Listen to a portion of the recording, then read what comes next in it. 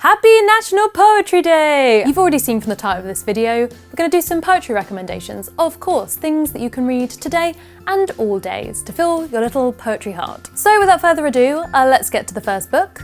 It is this one. Chasers of the Light by Tyler Gregson is a beautiful collection of poetry, not even going into the poetry itself, but just literally the look of this book.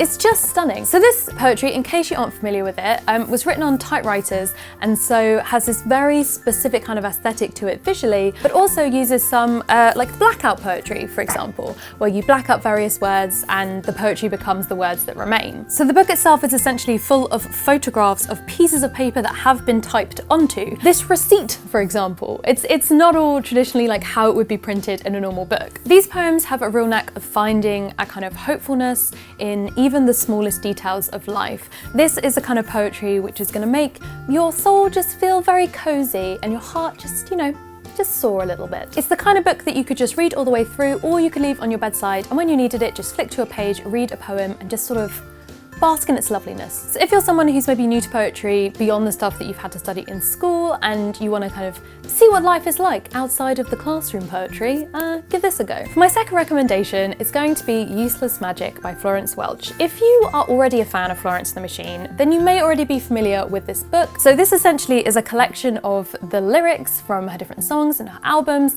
and also some not seen before poetry as well. And it is all kind of bound together in this like incredible illustrated, sort of like a bit journal-like. It has these pages that are like graphic prints that just go perfectly with the poems and lyrics beside them. It's got things like handwritten notes, photographs that all pull this stuff together, and it has her lyrics written out like poetry, like the poetry that they are. So if you're into a kind of like haunting, cathartic kind of poetry, cannot recommend this enough. My third recommendation is Don't Call Us Dead by Danez Smith. This is a book of poetry about modern America and specifically the problems that Smith sees with it. This is a collection that, in the words of Roxane Gay herself, is poetry as fierce fire. It is full of hope and resistance and anger. If you Google Danez Smith, what you'll find in some of the top search results is their incredible performance poetry, and that energy absolutely sings on the page. This collection confronts topics like racism, gun crime, privilege, and police brutality. Written by a Black, queer, and HIV-positive writer,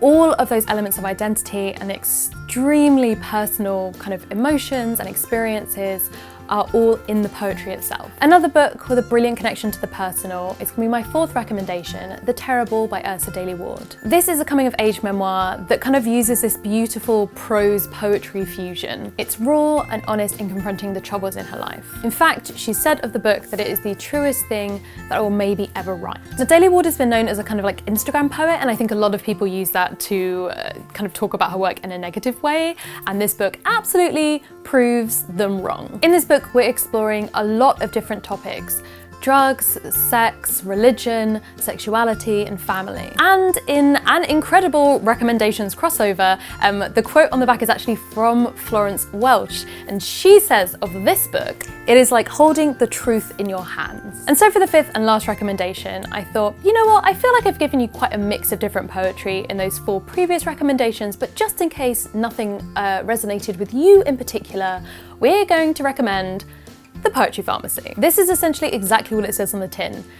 You think about the ailment that you have, and instead of going to a pharmacy and getting a prescription, you're prescribed a poem instead. So it's split into different sections, for example, motivations, or self-image and self-acceptance, or mental wellness. And you look up your specific problem and it will give you a poem to try and remedy it. So how about you? Have you read any of the poetry collections I've recommended? What did you think? Or do you have a poetry collection that you want to recommend yourself? In which case, leave them in the comments below so we can check it out. And as always, remember to subscribe if you would like more bookish videos like this one in your sub box.